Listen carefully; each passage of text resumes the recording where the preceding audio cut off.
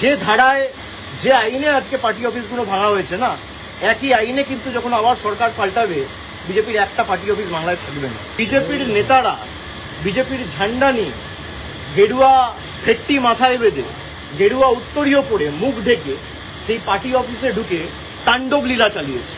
এই সব ভিডিও আমাদের কাছে রয়েছে। আমরা এক্ষুনি চিফ জাস্টিসের মহামান্য প্রধান বিচারপতির যিনি ওএসডি রয়েছেন তাকে একটি ইমেল পাঠিয়েছি, সমস্ত ভিডিও অ্যাটাচ করে হাইকোর্টের দৃষ্টি আকর্ষণ করে যত দ্রুত সম্ভব আমরা চেষ্টা করবো এই মামলা মেনশনিং করে শুনানি করার, এবং সুপ্রিম কোর্ট অব্দি আমরা যাব। ভিডিওয় যাদের দেখা গেছে তারা কেউ কিন্তু বাঁচবেন না, আইনের হাত অনেক দূর। যদি ভাবেন যে বিজেপির নেতারা আমাদের বাঁচাবে, আর যারা তৃণমূলের পার্টি অফিস ভাঙছেন আমি তাদের বলবো যে অনেক অত্যাচার তো করেছেন তৃণমূল কংগ্রেসের নেতাদের উপর, কর্মীদের উপর, পার্টি অফিস ভাঙা, গুড়িয়ে দেওয়া।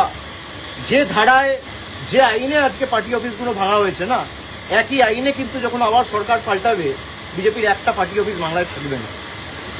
আমি হুঁশিয়ারি দিচ্ছি না, যে আইনে আপনি ভেঙেছেন একই আইন প্রযোজ্য করেই ভাঙা হবে।